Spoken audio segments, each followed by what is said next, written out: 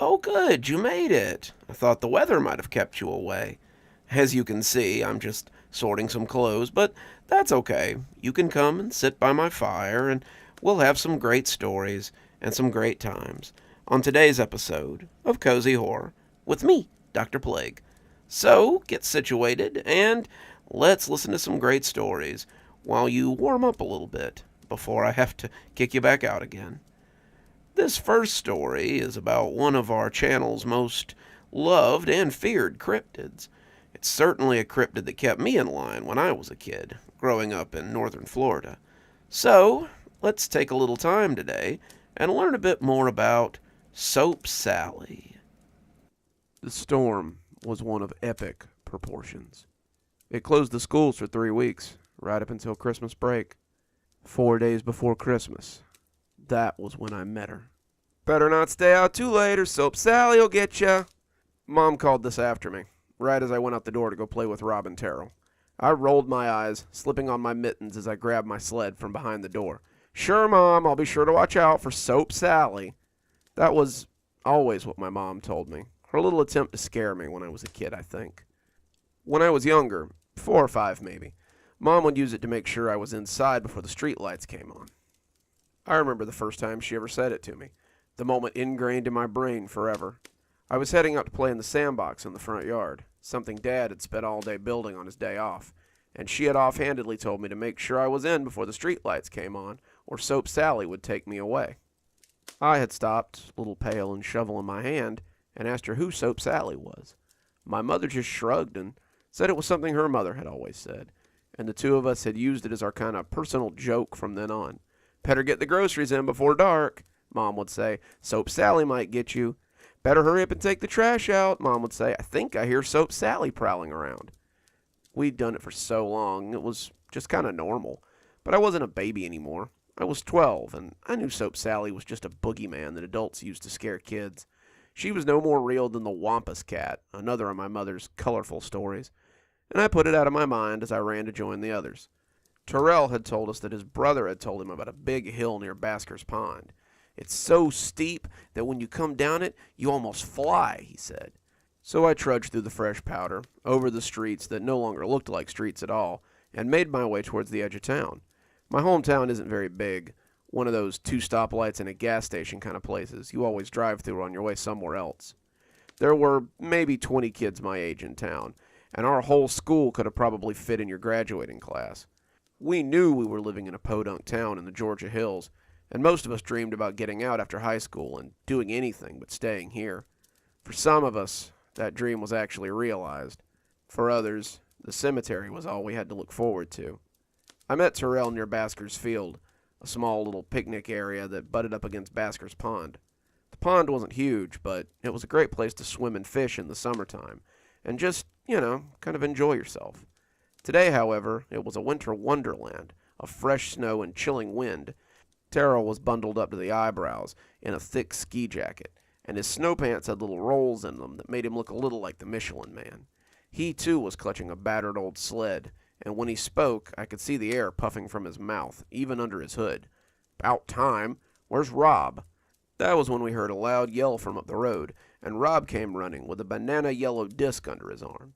He was wearing a matching ski suit and a pair of thick snow boots that seemed to be the only thing he wore that wasn't yellow. His voice cut through the sound of the wind like a foghorn, and I wondered if we were the only people in town not inside right now. It was a little spooky, even in the middle of the day. "Took you long enough," Terrell said. "Are you ready to sled?" "If this hill is half as cool as you say it is, T, then I'm ready to sled till midnight," Rob said excitedly. With that, we set off. We had all seen the hill in question. Overlook Crest was the place to spread your blanket on the 4th of July to watch the fireworks, or to picnic on, or to just sit and watch the boats as they went out there fishing during the warm months. It offered a great view of the water, and as we trudged up it, the hill felt twice as steep as usual. The snow made it slippery, and the 3 of us were laughing and pushing as we reached the top. Terrell won, of course. Terrell was a beefy kid, and he was harder to push down than Rob, who was mostly skin and bones. He set his sled against the snow, and when he slid down, he really did seem to fly. We spent the day on the hill, sledding, snowball fighting, making snowmen, and generally enjoying the day. Blizzards like these were rare, And we'd been having a lot of days like this where we were just free to be kids and enjoy our childhood. Sometimes we linked up with others from school to have snowball fights or play games, but mostly it was just Terrell and Rob, and me, of course, enjoying the childhood we had before it was over. We had all expected it to end when we went to high school, the dying place of childish things, and not one of us could have guessed that it might be something childish that ended our innocence. I didn't notice it was getting dark until the streetlights came on and sent a dazzle of diamonds up from the snow. Ah, crap. Mom's going to be mad if I'm late. Oh, relax, Rob said. It's not like we have school tomorrow. As long as you're home before bedtime, why would she care? Rob's parents were never home, leaving him in the care of his aunts or his grandmother since they worked late. Terrell and I, however, had mothers and fathers who would expect us home when the streetlights came on, and I could see Terrell shuffling nervously too. We were all poised at the top of the hill, preparing to race to the bottom, and when Rob saw our looks, he rolled his eyes and jumped. "Last one to the bottom is a baby," he sing-songed. We all jumped then, putting on a burst of speed as we tried to catch him. As we came down, I began to hear a strange noise, the rumble of something rolling down the street, the jingle of an almost merry bell, and the hum of a gravelly voice. I looked around, trying to find the source of the noise, and that's when I saw her walk under a streetlight. It was an old woman, pushing a wheelbarrow or a small cart. We were heading right for her, and Rob was turned around backwards so he could laugh and mug at us. "Rob, look out!" He turned just in time to smack face first into the cart. We swerved to a stop, Terrell and I running down the hill the rest of the way. We could already see the old lady bending over him to inspect the prone boy, and under the glare of the streetlights, he looked pretty bad. There was a big gash on his forehead, the blood leaving red streaks down his yellow ski suit. Rob was groaning when we approached, and the woman looked up at us, smiling feebly as she rose to her full height. She was as wide as she was tall, and she was nearly 6 feet. She wore a voluminous black dress, her hair caught in a scarf or a kerchief that trapped it against her head. Her hands were liver-spotted, her fingers long and spidery as they sank back into her sleeves. The cart she was pushing seemed to be empty, and I figured she was on her way to pick something up when we bumped into her. There was a bell attached to it, and Rob flopped back against it, making it tinkle merrily. "Dear me, I didn't see you there, son. Are you okay?" she said in her thin, spidery voice. We helped Rob to his feet, but he was shaky and hardly able to stand. I was worried that maybe he had a concussion, maybe even a broken skull, and I wanted to help him get to the house as quickly as I could. Terrell asked the woman if we could borrow her cart, but she said she needed it later and couldn't loan it out.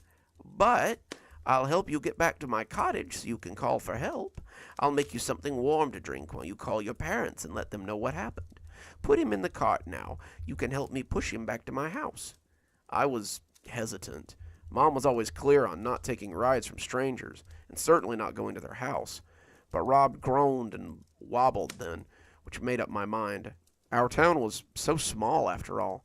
We may have never seen this lady before, but there was very little chance that she would want to hurt us, right? No one ever wanted to hurt us, and despite all the lessons about stranger danger, we had never even heard of anyone getting kidnapped. We loaded Rob into the wagon, the bell jingling as he slid in, and pushed it back the way we had come. As it turned out, the woman lived in the woods behind Basker's Park. The tires rumbled over the wood chips that led to her house, and Rob groaned as we jostled him in the cart. We had left our sleds behind, and we moved unburdened towards the dark little cabin at the end of the long road. It looked spooky at night, not a candle or a light inside. "You can push him right in the front door," she gravelled out. As we neared, something screamed at me not to go inside that house, though. Common sense seemed to have reasserted itself, and when I paused on the steps to the front porch, the old woman and Terrell barely noticed. As the door came open, I could smell something like wax melting, a warm, aromatic smell of tallow. There were floral smells as well, and something akin to the cooking of bacon fat. There was another smell, though, something that prickled the hairs on the back of my neck, a coppery smell, a wet smell. And when I took a step back, the old woman seemed to notice that I hadn't come inside. She turned in the doorway, and we made eye contact for a few seconds, before she asked why I wasn't coming in. I just remembered that I thought of something, anything, and landed on a flimsy lie. "My dad, he's coming to pick us up, and if he gets there and we're gone, he'll be worried. I probably need to. I turned to go back down the cedar path, but suddenly her hand was around my wrist. I felt my breath catch as I looked down at those long, spidery fingers. The bones creaked beneath her skin, and the flesh around them was so thin that I imagined I could see them through the pale wrapper. As firm as her grip was, her skin was waxy and slick.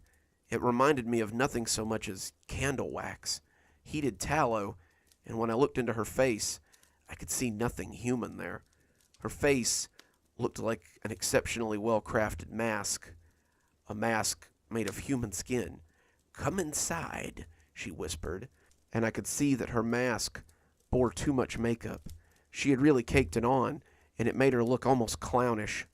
Whoever had applied it roughly. Her eyes were like black pits beneath all that dark eyeshadow. I whispered, my tongue now dry as it battered against my chapped lips.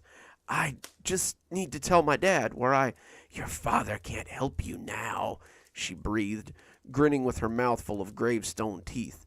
"Don't worry. You'll see him very soon." She yanked my arm then, and I saw my one chance to escape. I pulled back hard, nearly toppling her from the porch, my arms slipping out of her greasy grip. I was running flat out as she cawed angrily behind me. I didn't stop running until I reached my house. My mom was waiting for me on the porch, looking angry as I came running up. She asked what I thought I was doing out so late. She asked if I meant to meet Soap Sally, as she always joked about. She asked me if I intended to freeze to death out in the snow. All those questions went unanswered.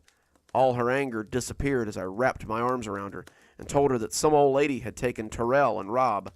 She called the police, but seemed angry when she hung up. She told me that they must have thought she was someone pulling a prank. They told her that they would get right on that, and the next time Soap Sally came after her to make sure there was less than a foot of snow on the ground. She sent me to bed, but my dreams were full of the old woman and her deep, pitiless eyes. In my dreams, she got me. In my dreams, she cackled as she peeled my skin. I woke up the next day to hear Mom on the phone with Terrell's mom. "He came home in a state last night. Said some lady had Terrell, just like I told you last night. Didn't you find anything? I'll ask him once he gets up. If he comes home, let me know, please." She hung up the phone and came to talk to me. The police came by later that day to question me. I guess they were taking the disappearance of 2 children a little more seriously now. I told them exactly what I had told my mom. Rob had hit his head, and the old lady had offered to help us. We put him in the cart and pushed him to her house. I got spooked and tried to run, but she grabbed me. I got free and ran to the house. I told my mom what had happened, and she called the police, but they didn't believe her. It seemed like they were interested in this house now and asked me to take them there. I gave them directions, but I refused to go anywhere near that place. They came back later and told me that the house appeared to have been abandoned for years and asked me if I was sure. I told them I was, and they said all they had found was a bit of dried blood and a black dress that might fit a horse. They didn't believe me, that much was apparent, but they believed me after the soap arrived. I woke up one morning about a week after Rob and Terrell disappeared and walked downstairs to the smell of breakfast. Mom was making flapjacks and bacon, and the smell turned my stomach a little as the familiar odors assaulted my nose. To this day, the smell of hot fat makes me want to puke, and the smell of it always takes me back to that house and that day. "Sweetie, could you bring the milk in off the front porch?" I looked outside. "Snow's 3 feet deep, Mom. I doubt the milkman ran today." "Well, I heard someone on the porch a few minutes ago. They left something and didn't knock. See if it's the milk before it freezes, please." Sitting on the mat was a small wicker basket. Sitting on a bed of black cloth were square packages wrapped in wax paper.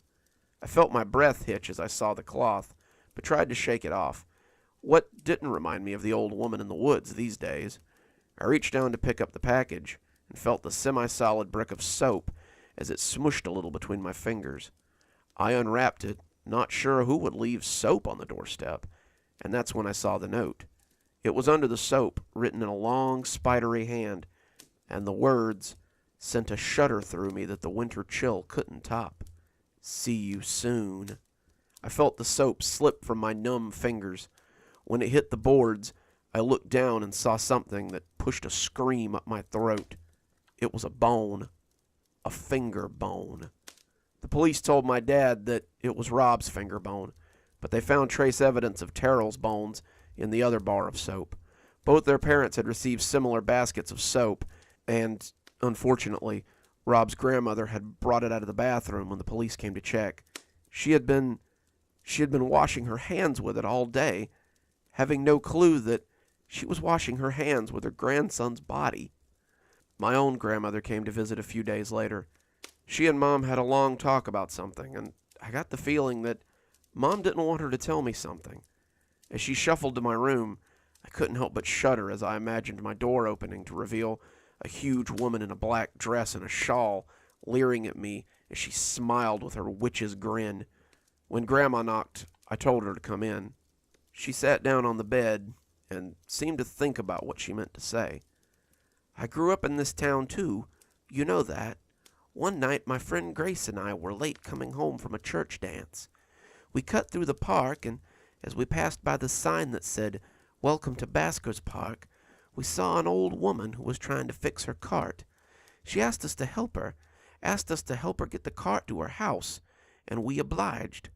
No sooner had I seen her house, though, than I got a tickling feeling. My mother had told me about Soap Sally, too, and I suddenly realized what the smell was around that cart. It was tallow and lye and blood. I ran as quick as I could, and I never saw my friend again. You got real lucky, kiddo, but don't press your luck by being careless," she said, giving me a little hug as her bones creaked in that way that Soap Sally's had. She left me then, and we never spoke about it again. That was 5 years ago. 5 long winters ago. The snow is back, and the days are short, but I haven't left my house after dark, not since that night I lost my best friends. Though I never saw her again, I know she has seen me. Sometimes I hear the grumble of that cart, the tinkle of the bell, and it sends me running home as surely as it did the night I escaped her.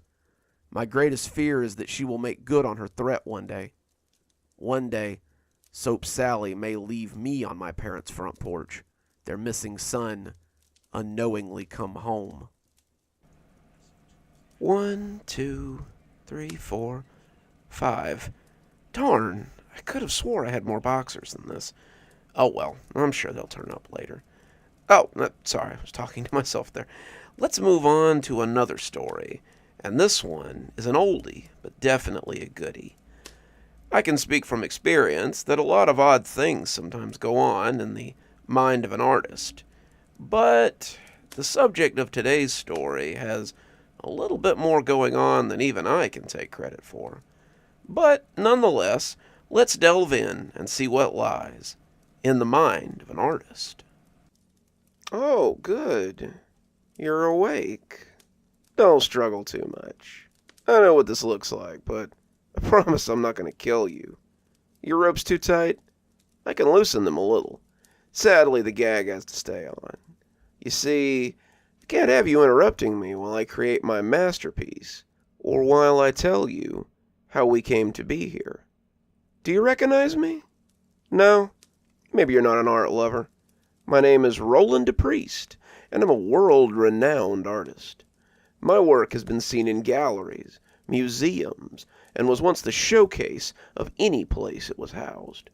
The critics said my eye for color and my ability to capture the human condition in a simple brushstroke was astonishing, even peerless. I had the ear of the world, and whatever I painted turned to gold. It was to be expected, of course. Are you sure your hands aren't too tight? I can loosen them a little. All right, if you're sure. I'd offer you something to drink, but all I have is wine, and I dare say it might react badly to the sedatives I gave you earlier. Come on, don't act upset. I told you I'm not going to hurt you. Where was I? Ah, my rise to fame. My genius was to be expected, after all. From a young age, I showed sublime talent with the brush. I had an eye for detail, and a notable presence on the canvas. I was soon invited to study at some of the greatest art schools in the world, where my talent was honed and molded by some of the greatest artistic minds of our time. I debuted my first serious piece when I was 13 years old.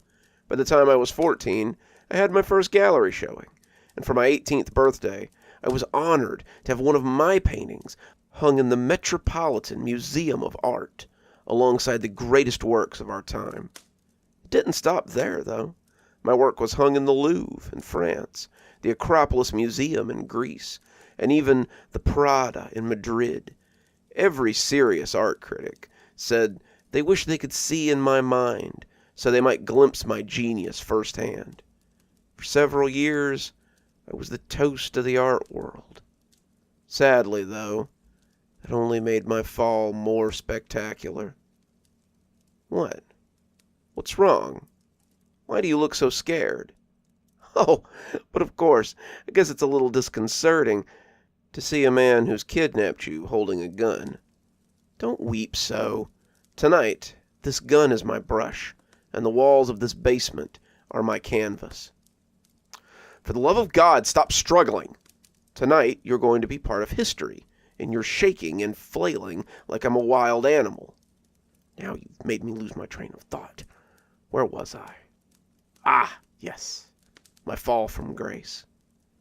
It wasn't a lapse in my talent, you understand. My genius never wavered. But these Philistines grew bored with my work. The critics, men who had once praised me as a genius, now saw my art as overdone, reminiscent of earlier works. They wrote articles about how I had peaked at 20, about how I should be proud of my accomplishments, how I should cease to embarrass myself by continuing this sad campaign.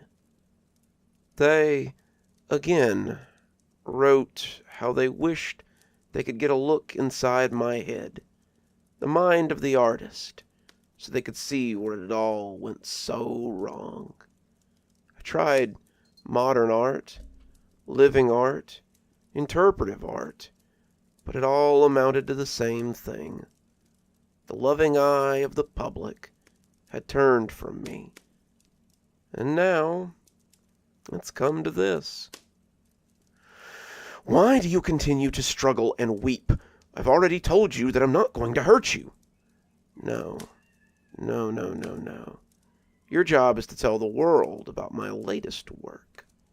You're the herald of my genius, and you must tell the art world what I cannot. Listen to the sound the cylinder makes when I spin it. Such a smooth sound, isn't it? You see, my friend, I've decided to give the art community just what it always wanted.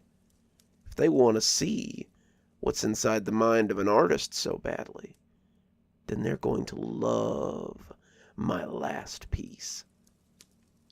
Ah, there they are. I can hear the sirens outside now. I called the police 10 minutes ago, told them where to find us. It will take them another few minutes to break down the door and make their way to the basement. But it'll be too late by then. I'm going to remove your gag now, so you can help them discover my latest art piece. And remember, a call the mind of an artist. That looks like just about all the blue jeans. Man, I've got enough blue jeans over here to bankroll a Russian monarchy. But let's move into another story, and this one, and that's saying something for this channel, is a little weird. I don't know how much you've traveled, but this is a part of Arizona I've certainly never been to. But let's learn a little bit more about Courtney, Arizona, and their mysterious metal man. I'm a cop in Nevada, for a tiny town of less than 1,000. Courtney, Nevada doesn't actually have a police force. The mayor is usually whoever's soberest at election time, and it's made up of retirees and people trying not to be noticed. It lies between Austin and Eureka, and the whole town is managed by a single officer. Me. I live in Eureka, but 3 months out of the year, I stay in the dingy little Palmer Inn and operate the emergency phone system. It routes to my cell phone, and when I'm not out on a call, I can be found in my room, watching TV. The Palmer actually gets really good satellite TV. You probably think it sounds like a post from hell, but the crime rate in Courtney is next to nothing. I've been doing this on and off for about 3 years, and I think I've only had to reach for my gun twice in that time. We do 3 months on, and then swap with another officer for 3 months, but sometimes I'll just do 6 months in a row. Courtney is as peaceful as a town full of oldsters and whatever else can be. After tonight, however, I'm not sure I can look at the place the same way again. I'm trying to write up paperwork now, but I'm just not sure what to say. There's no way they'll believe the truth, but I swear it's what happened. I'm getting ahead of myself, though. I'm hoping that if I write it out here, then it might be easier to explain to my supervisor. I was sitting out on the town line with my radar gun at about 10:30 at night, when the quiet town suddenly got less quiet. So the only thing really to do in Courtney to justify me being there is to catch speeders on Highway 50. The speed zone changes from 65 to 35 in the course of a mile, and the number of drivers that seem to think they can just blow through the little town doing 60 is way too damn high. I had a rig of my own invention that held the speed gun up to the window, and as good a hiding place as I could behind an old billboard, leaving me basically unseen and my hands free to watch whatever on my phone. I had foregone the adventures of Luffy and the crew in favor of a new horror podcast, and I was getting comfy when something hit the ground hard enough to rock my cruiser in its frame. My phone fell into the floorboard about a second before the speed gun came down to hit me on the head, and I came out of my car rubbing my scalp and cussing like a sailor. I got out and looked across the street, seeing heat shimmers as something cooled in the desert nearby. The oldsters who lived here had told me that meteors were sometimes seen falling out into the desert, but this one had damn near taken my cover out. I had never seen a meteor up close, not unless you count the ones at the museum that my school had drugged the class to when I was a kid, and I was interested in getting a good look. It would be kinda cool to see something that had been cruising through space until a few minutes ago, and I made my way across the road and towards the crater. I was still in the road when, to my surprise, I heard the sound of metal grating against itself. I could see the top of something dark as it rose from the lip of the crater, and the top was still glowing from its entry through the atmosphere. The hole wasn't terribly deep, but this would have still been taller than me by a foot. Would have been a shame if one of those aforementioned speeders had come blowing through while not paying attention, 'cause I would have been roadkill. I was about 60 feet from it, but it looked like one of those NASA spacesuits, except made out of silver. When it moved, it was the herky-jerky kind of steps of a sci-fi robot. You know, the ones you might see in a 50s movie. It slipped in the sand a little, but managed to find its footing as it made its slow way out of the crater. If it noticed me, it gave no sign, and when it came to the top of the hole, it turned and started making its way for town. I hadn't noticed before it got on solid ground, probably because the sand was running down to quench it, but when it stepped, its footsteps left little fires behind. It made it easier to follow, and as I went back to the cruiser to get my radio, I realized I had no one to call right about the time I keyed up the mic. I was here by myself. I was the law in Courtney, and it was up to me to do something about this.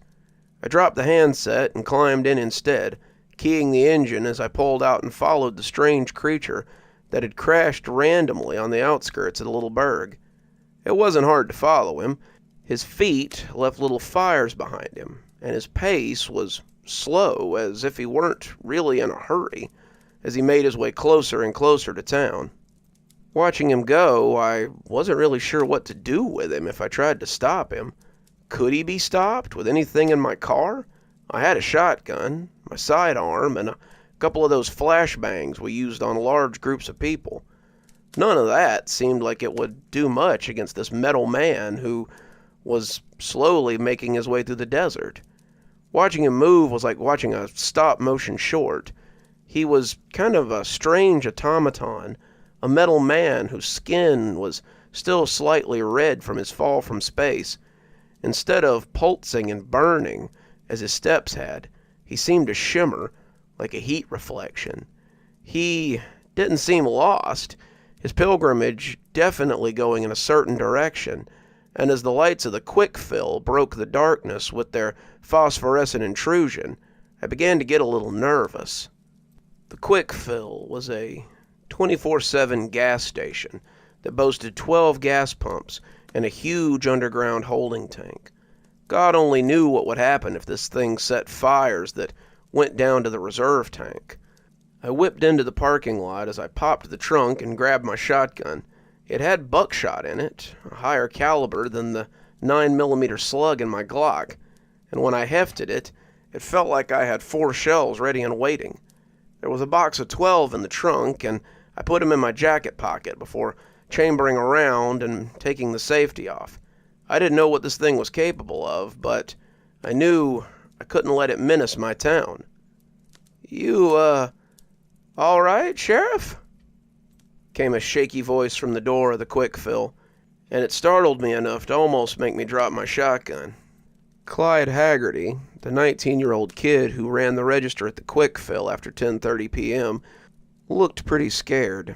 He had probably watched me come screeching in, pop the trunk, and go digging for my shotgun, wondering what the hell was going on.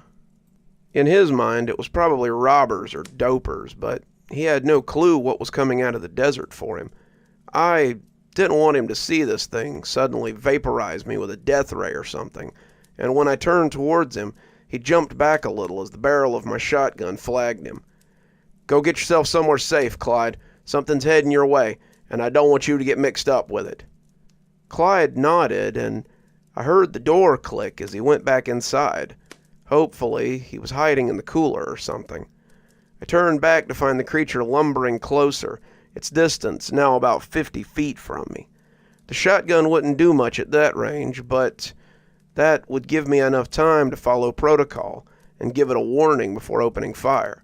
"Stop! I'm an officer of the Eureka Police Department, and I'm ordering you to halt and state your intent." The creature didn't even pause, just kept its course as it made for the gas station.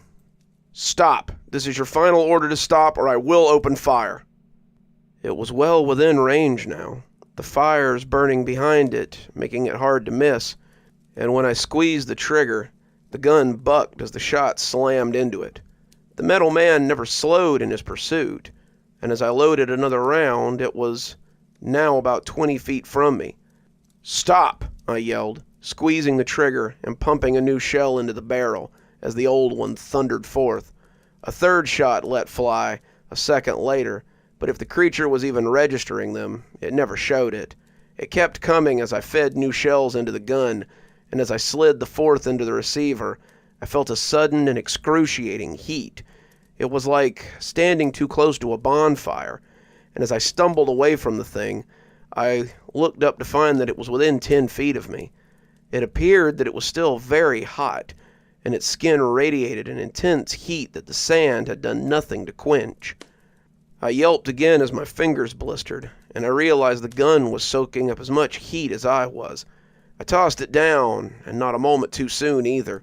The bullets in the weapon began to erupt, sending the shotgun flying apart. As I turned away and covered my face just in time, I caught some shrapnel in the arm and a little in the back, but I was spared the worst of it. As it lumbered past, I tossed the shells out too, lobbing them as far as I could manage before they went off as well. Even so, I was reminded of a time as a kid when I'd reached for something underneath the radiator while it was still on. Even though I'd been careful not to touch it with my face or hands, I could still feel that heat coming off of it as I stretched for a toy that I had lost under there. It was like that now, except this thing was a walking radiator. It went right past me and towards the gas station, its course unerring. As it came around the side, I remembered another weapon at my disposal and ran back to the trunk of the cruiser. I had a fire extinguisher in there, one of the big ones that I'd needed to put out a trash fire once, and as the creature came around to the front of the store, I pulled the pin and sprayed it with a stream of foam. It coated the thing, hissing as it hit its superheated skin and sliding off like the cheese on those copper pans they're always showing on TV. It was impossible to tell if it was doing anything, but as I played it out, I heard a hellish sound coming from the front of the store. The thing had reached out and melted the glass on the double doors, walking through the hole as it went right into the quick fill. There wasn't much I could do but follow him. I didn't know where Clyde was, but I hoped that he was safe. The store looked empty as I followed at a relatively safe distance, and the front counter was vacant. It appeared that Clyde had taken me seriously, and as the creature stumbled into the little shop, I found myself spraying at fires left in its passing. He went by the chips, the candy, the snack cakes, all of them curling a little as the heat kissed them. He was making his slow way towards the drink cooler, and he seemed to be looking for something in particular. As he stood looking in, the floor bowed and sagged beneath his otherworldly warmth. I was worried that he would go right through the floor at this rate. When he reached out, slowly and deliberately, his hand melted its way into the cooler, and the puff of angry, cold air that came out was almost comical. It hissed against the creature's skin as it reached in for something, and when it came out with a bottle of Dr. Pepper, the container was already starting to warp. It tilted it towards its head, spilling the dark liquid all over itself, before reaching for another one. By the third bottle, they had stopped crumpling quite so quickly, and by the seventh it was clear that it was tossing the liquid into whatever served as its mouth. It ran through the whole row of them before starting on the Diet Dr. Peppers, and as it finished the row too, I noticed its skin was less translucent than before. Some of the heat shimmer had left it, some of the blazing warmth had dissipated. It was cooling down, and as it dropped the mostly intact bottles to the ground, it released a very human sigh of relief. Then it fell to pieces on the floor of the quick fill, its body reduced to scrap. And that was the end of my encounter. I'm still not sure what to make of all this. The creature landed on Earth, tromped through the desert, destroyed my shotgun, wrecked up the quick fill, and then drank until he turned into scrap metal. Dr. Pepper, to be exact, but who's counting? I don't know if my supervisors will accept this or not, but I do have something they can use as proof, besides the crater on the outskirts of town. Every step that he took through the desert left behind a perfect little footprint of pure glass, and the glass has a tread in it. I've saved a few of them, just in case, and Clyde has provided a witness statement as well. Apparently he was hiding in the cooler when the creature came in, and saw it drink all the Dr. Pepper before collapsing. Hopefully, that'll be enough to convince my supervisors I'm not crazy. But I hope to never have another night like that one again. Something else comes to mind too, and it makes me hesitant to go to the fridge for my favorite midnight drink of choice. If my fire extinguisher did little more than kick up steam, what's in Dr. Pepper that quenched his heat so well? This next story is about one of the scariest things out there today. Weird YouTube channels. If you've never stumbled across one, you're not looking hard enough. At least in the early days, they seemed to be everywhere. And I've seen some of them kind of make a comeback here lately. So, let's hear a fan favorite and find out a little more about the Meat Man. It started as most things do, with boredom. I was surfing around YouTube, looking for funny videos or scary videos, when I stumbled across something that caught my interest. It was run by a user who went by The Meat Man, and it involved stop-motion footage using some very disturbing puppets. The thing that honestly caught my eye first was the thumbnail. It was a figure that appeared to be crafted entirely out of ground meat.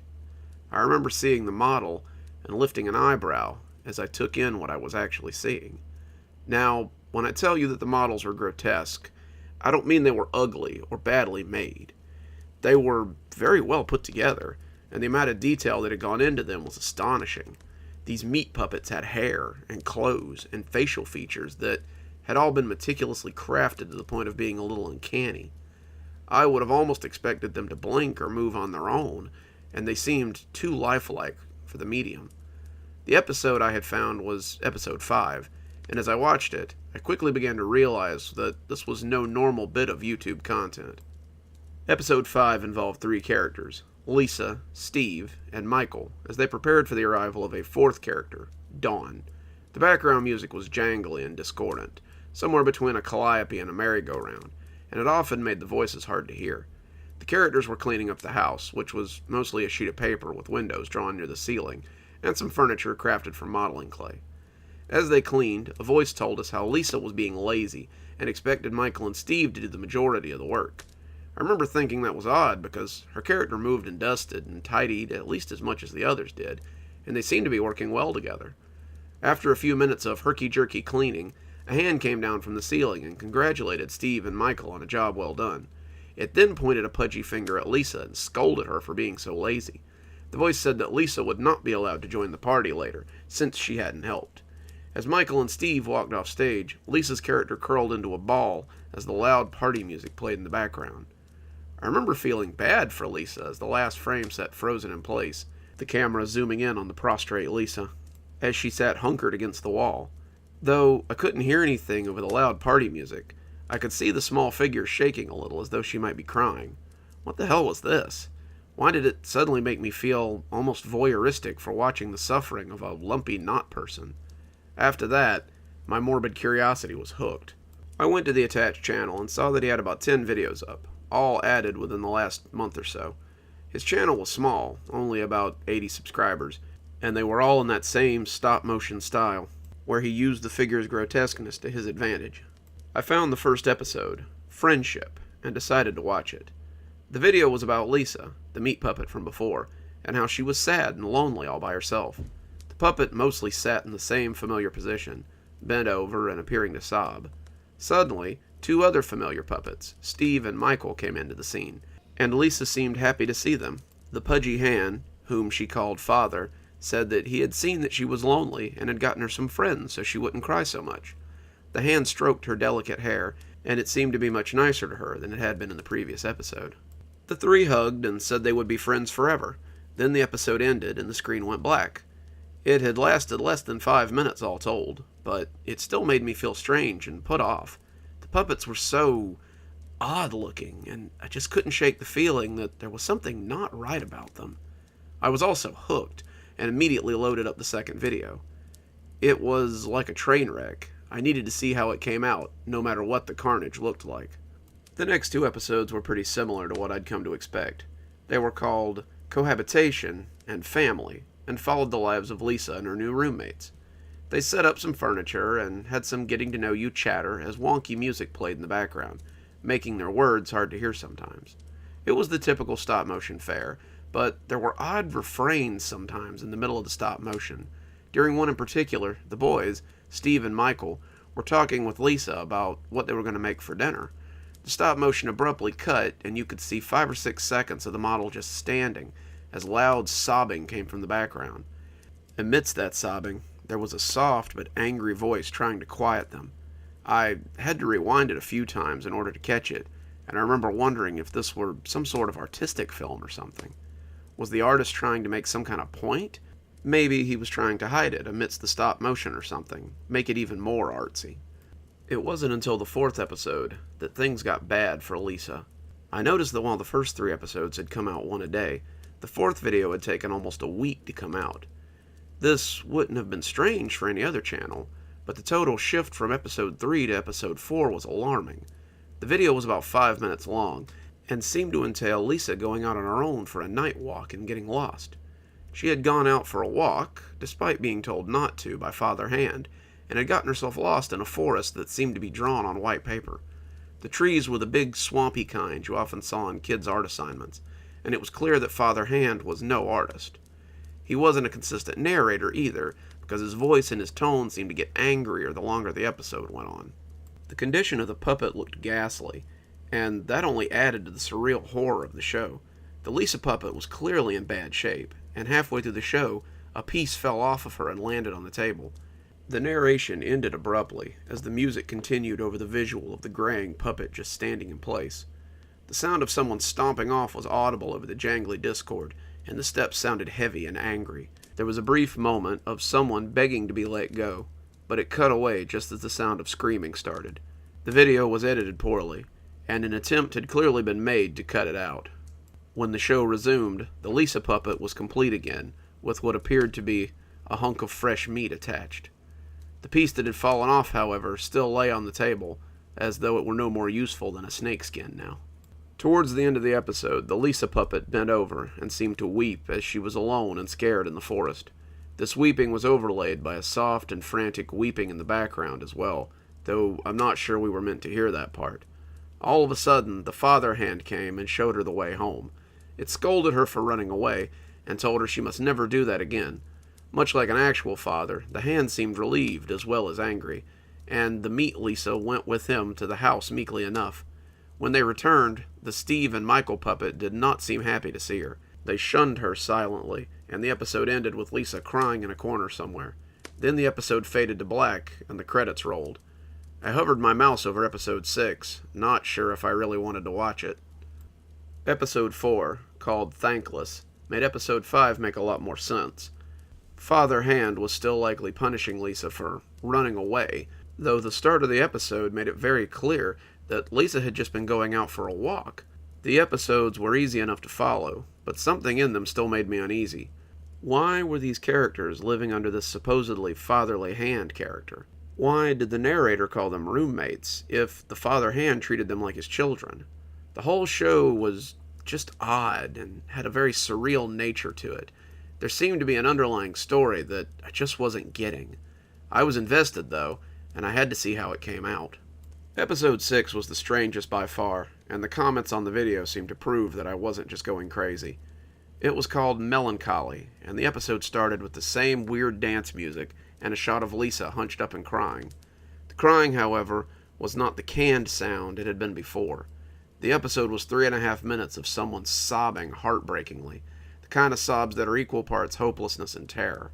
The camera seemed to be slowly panning in on the intricate face of the meat puppet as the sobs in the background went on and on.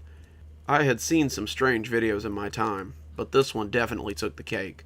The final shot was of the eye of the meat puppet, clearly defined and lovingly traced. You could see the meat beginning to mold, see the bright splotches that decorated the surface, and just before the screen faded to black, you could hear the elevated terror in the voice of the person sobbing, before it was shut off by the end of the episode. I had to take a break after that one, reading the comments as I tried to make sense of what I had just watched. The Meat Man's audience seemed to be a little divided on whether this was an artistic expression or something much darker. A user had said that the sobbing and the screaming had been unique, and that they couldn't find it anywhere online, or at least on any of the free sites. Another user questioned whether they were too real or not, thinking this might be part of someone's torture fantasy, but others seemed to think it was just an avant-garde piece, and that was a little too pompous for its own good. What they did agree on was that even if it was acting, the screams were a little too real, and that they all felt some kind of way about those cries of anguish. I had hoped that maybe episode 7 would be a return to sanity, but episode 7, called Jealousy, was just as weird. The narrator was telling us that the Dawn character was adjusting very nicely to the house. All the tenants loved her. They all wanted to be her friend. And indeed, Father Hand, Steve, and Michael were all standing around her and moving animatedly. Only one character, Lisa, didn't seem to want to be friends with Dawn. She seemed to be in another room, still hunkered up and crying. The narrator explained that Lisa was jealous of Dawn, and that Father was becoming cross with her attitude.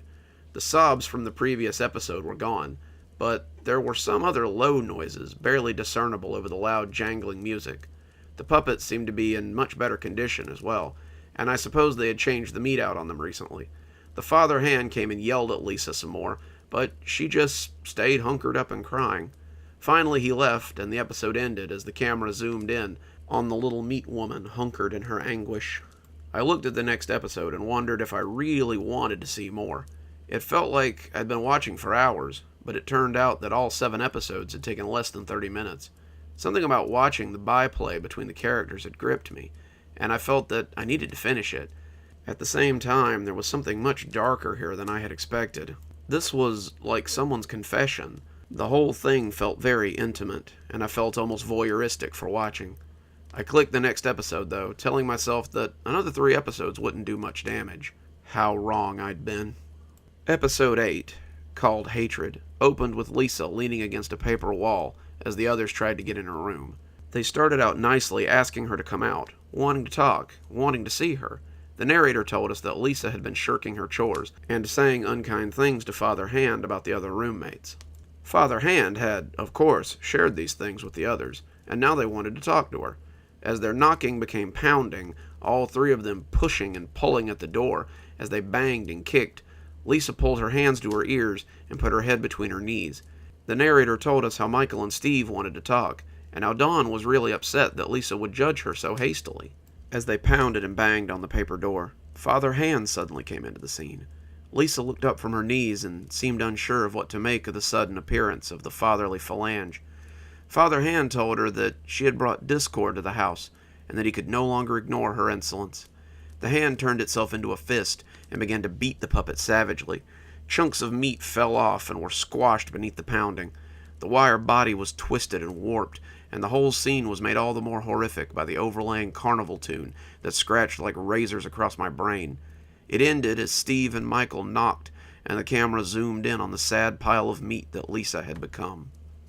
The episode ended abruptly, and when I saw a pale figure staring back at me from the suddenly dark screen, it took a half a second to realize it was the sweating image of myself. Episode 9, Contrition, was next, and there was no question on whether I would watch it or not. I needed to know what came next. I needed to know how this ended. Episode 9 was as different from the others as night to day. It was a shaky cam of someone walking through the woods by night. A butter-yellow light provided a small patch of illumination, and whoever was recording was breathing heavily as they trudged through the woods. The woods were preternaturally silent as they went, and the leaves crunching underfoot were loud enough to be jarring. The video was 4 minutes long, and 3.5 minutes were nothing but walking feet, crunching leaves, and heavy breathing. Then abruptly, they stopped before a small round stone, the ground before it freshly turned up and put to rest sloppily. "Sleep well, Lisa," came the phlegmy voice of the cameraman. Then it all went black again. I hit the 10th episode before I could think about it, wanting to see how it ended. Episode 10, Ambivalence, seemed to be a return to normal. Dawn was sitting on the couch, seeming to laugh at something on the TV that was out of view. Michael and Steve seemed to be milling about, cleaning up or just chatting. The wall that had marked Lisa's room was nowhere to be seen. The father hand looked over all of them, benevolently, as the narrator told us about Michael looking for a book he had misplaced, and Dawn watching her favorite TV show. All seemed well. All seemed normal, other than the broken corpse of Lisa that lay on the floor. The damage that Father Hand had done still lay about the ground, and the meat was brown and dry. Flies had begun to circle the meat body, and if one of the puppets had to go near her, they seemed to walk over her body without noticing her. The only character who seemed to notice her was the Father Hand. He would look down at her from time to time, almost smugly, and shake his head before looking back at the other puppets happily. Episode 10 went dark, and I was yet again left wondering what I had seen. The video seemed to have moved into my head rent-free, in less time than it would have taken to watch a movie. I had moved on to other videos, other activities, but the images were never far from my mind. I'd been known to suggest strange videos to friends of mine, even link them on Reddit to certain groups. This one, however, was not one of them. I was hesitant to talk about it, let alone tell people about it. I did not want others to suffer under this like I had, and that was probably why I was thinking about it when I saw the poster. I was traveling for work. I work as an expert witness for specific cases, and I do a lot of traveling and a lot of waiting, which often leads to the aforementioned boredom. I was driving through Michigan when a call to nature became too much to ignore, and I had to pull over at a nearby rest stop. I was heading to the bathroom when I saw the missing persons wall. My eyes found the woman before I could stop myself, and my breath caught in my throat as I came up short. The woman's name was Elizabeth Rainey, 23, and she'd been missing for the last 4 months. The poster was new, unmarred by yellowing or creasing, and I pulled it easily from the bulletin board. Looking at her face, I realized how much had gone into each of those puppets. Her nose, her wide forehead, the small dimple in her chin, the dent in her left cheek from some childhood accident. They were all there. They had all been lovingly added to the porous face of that meat puppet. I took the poster back to my car, my check-in time approaching quickly, and called a friend of mine who works with the local police department. I told him about the girl, about the YouTube channel, about the videos, and he said he'd look into it without much enthusiasm. When he called me about a week later to thank me for the information, he sounded much more interested in what I had to say. I called him again a few weeks ago and offered to buy him a drink if he'd sate my curiosity. He was willing, but said I might not want to know as bad as I thought. Over drinks, he told me the whole sad story. My friend had a friend too. His friend was an agent with the FBI, and after watching the videos, my friend had called his friend.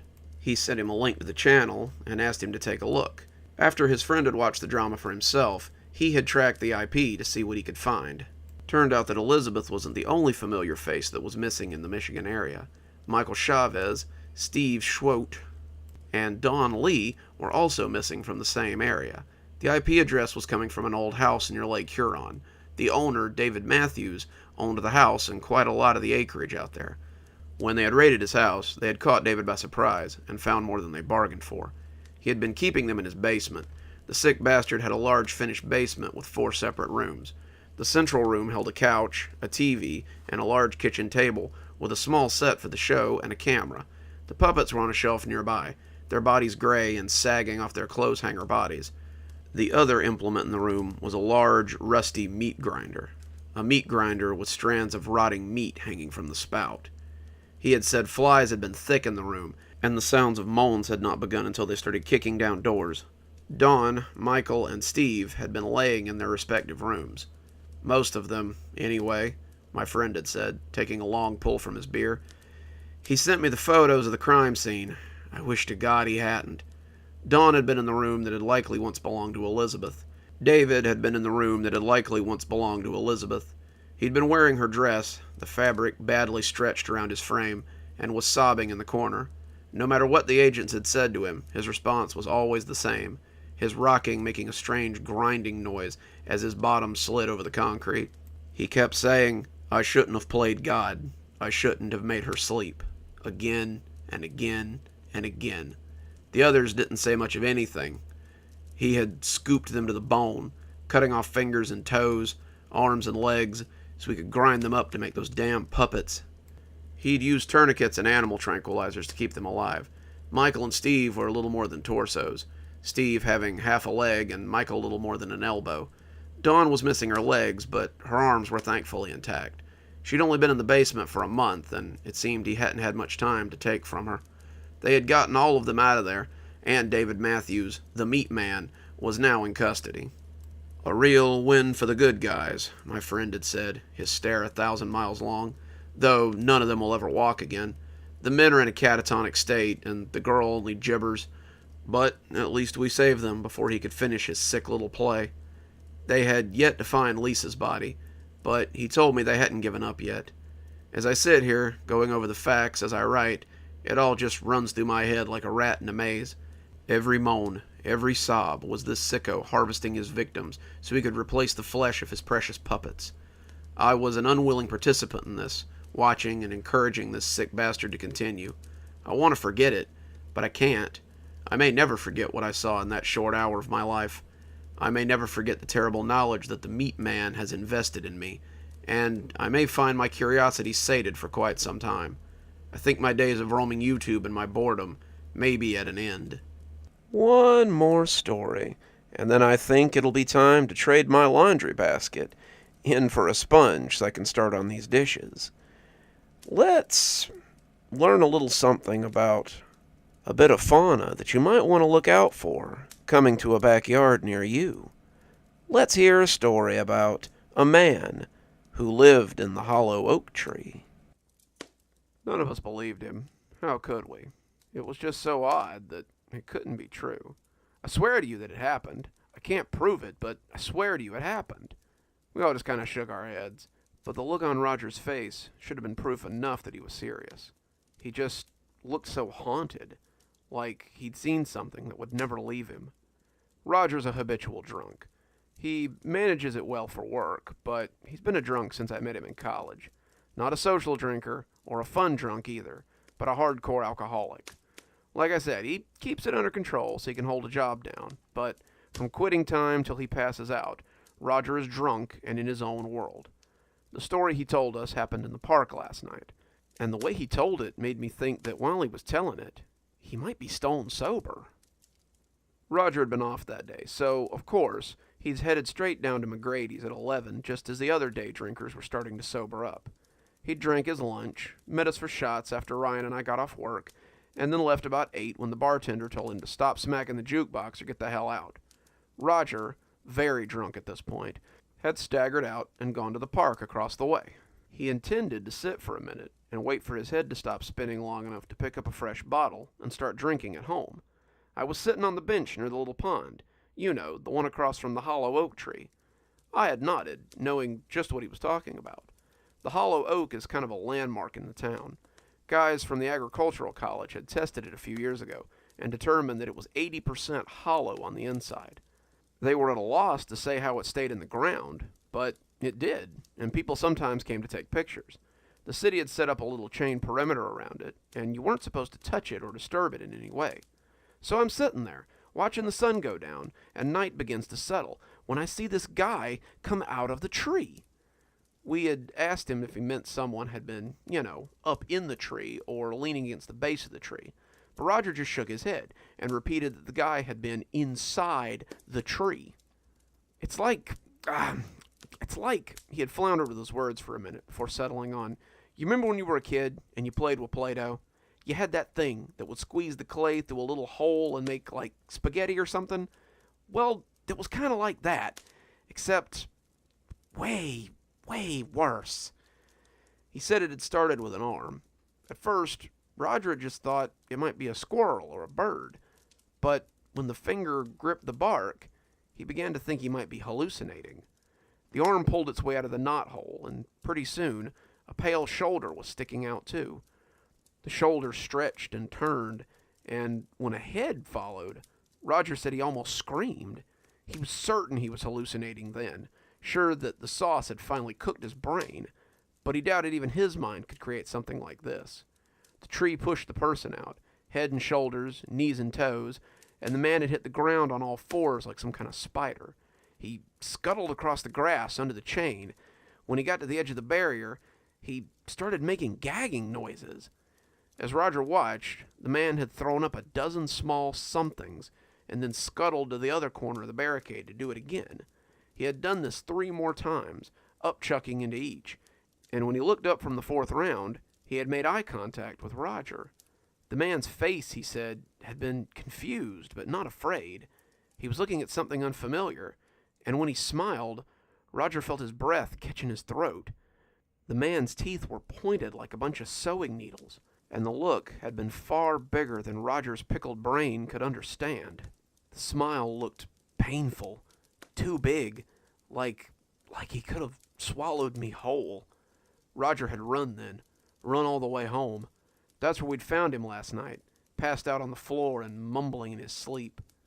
I finished my coffee and told Roger that he better get ready if he wanted to ride to work. Roger said he wasn't going in today, though. He'd told the boss he didn't feel well, and I told him I'd meet him at McGrady's after work.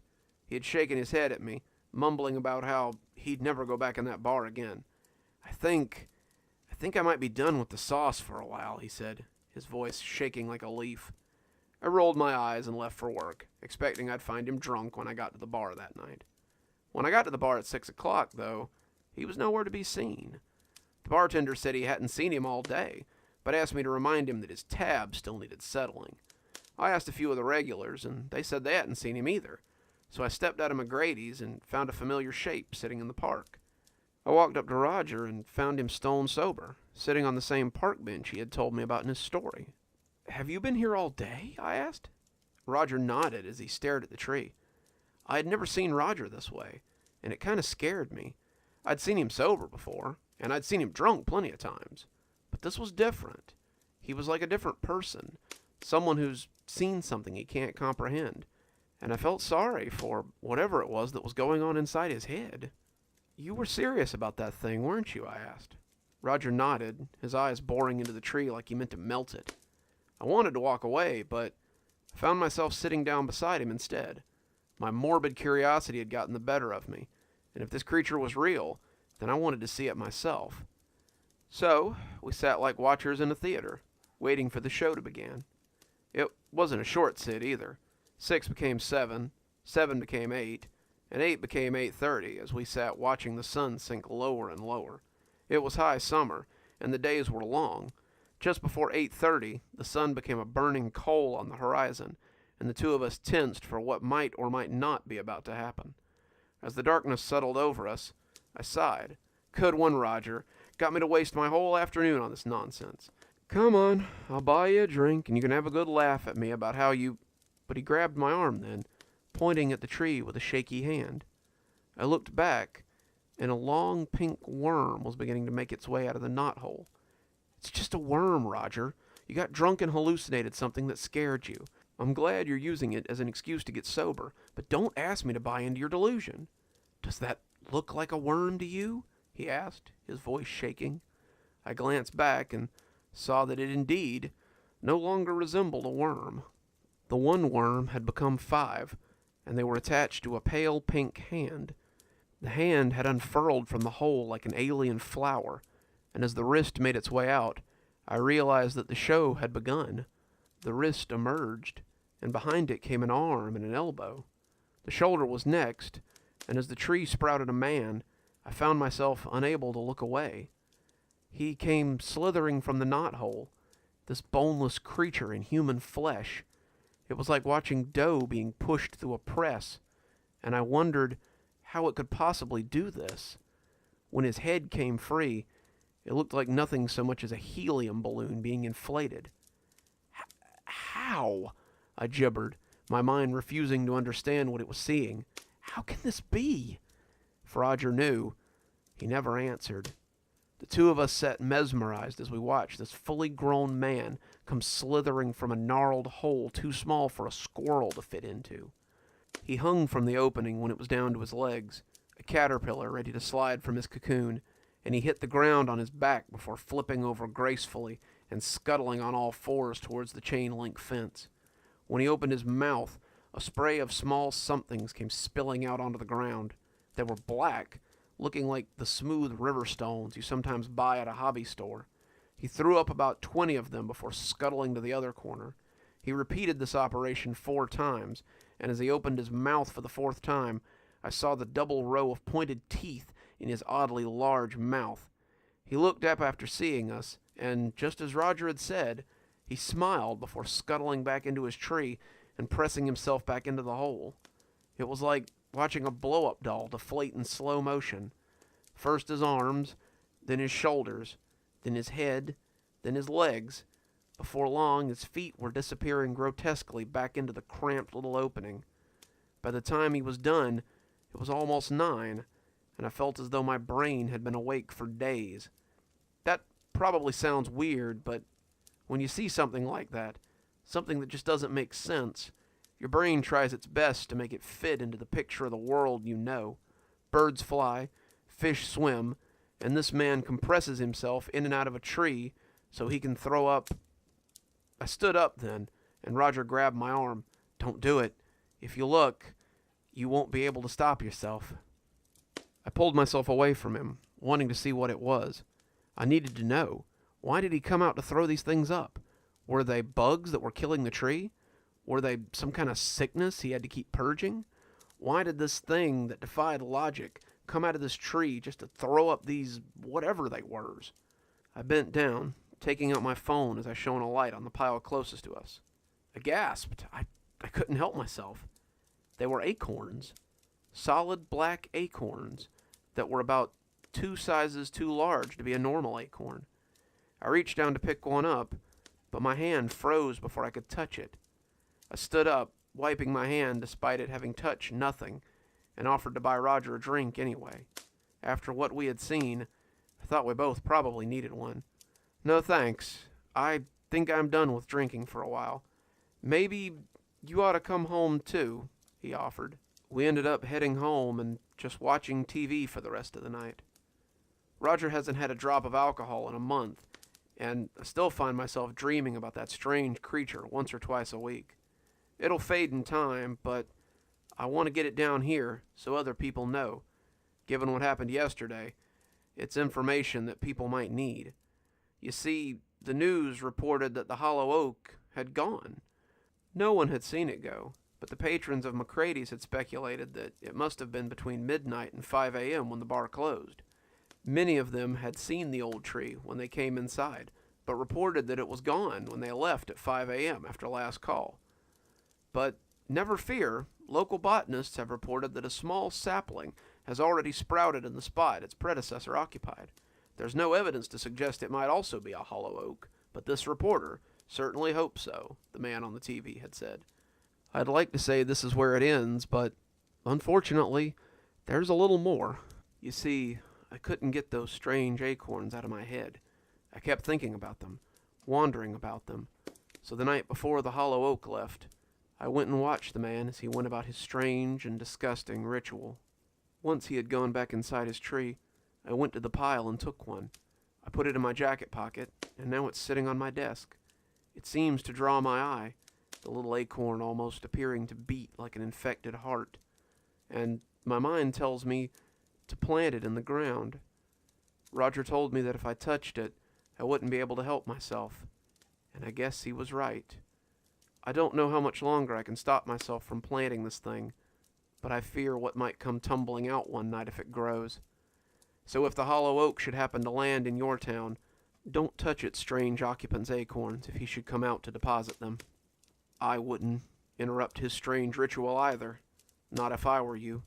The occupant seems harmless, but those teeth must be for eating something. And just like that, I think it's time for us to say goodbye for the day. Oh, but don't be too sad. I'll be back again real soon, with more cozy horror and more great stories, with me, Dr. Plague. So, until then, this is Dr. Plague, wishing you a wonderful day and a spooky evening.